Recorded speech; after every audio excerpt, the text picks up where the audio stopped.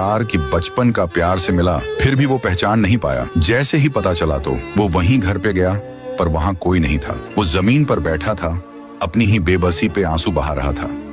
मैं कैसे नहीं पहचान पाया उसे? वो मेरी पायल थी। उसका दिल छटपटा रहा था। हाथों से बाल खींचते हुए वो जमीन पर घुटनों के बल बैठकर चिल्लाया, पायल। उधर दूसरी तरफ पायल को काली एसयूवी में जबरन घसीटा जा रहा था।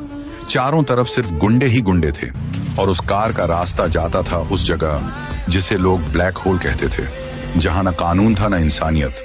वहां मौजूद था व्हाइट 444, वही नाम जिसने पायल की जिंदगी नर्क बना दी थी, वही इंसान जिसने 20 साल पहले बदला लेने की कसम खाई थी।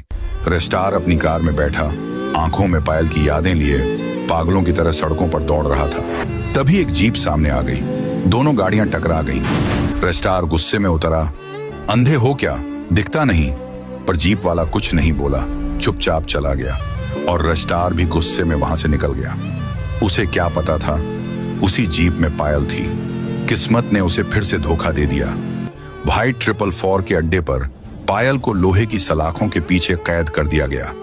कमरे की दीवारें खून से रंगी थीं, चीखों की आवाज गूंजती थी और सामने बैठा था वो हैवान, व्हाइट 444।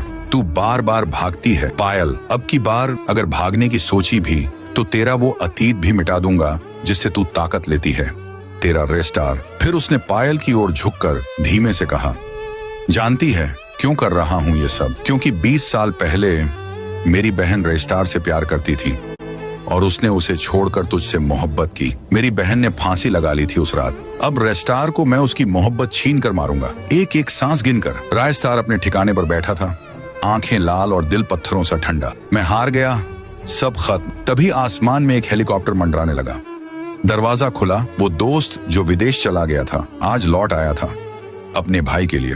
रेस्टार उठ, अभी नहीं तो कभी नहीं।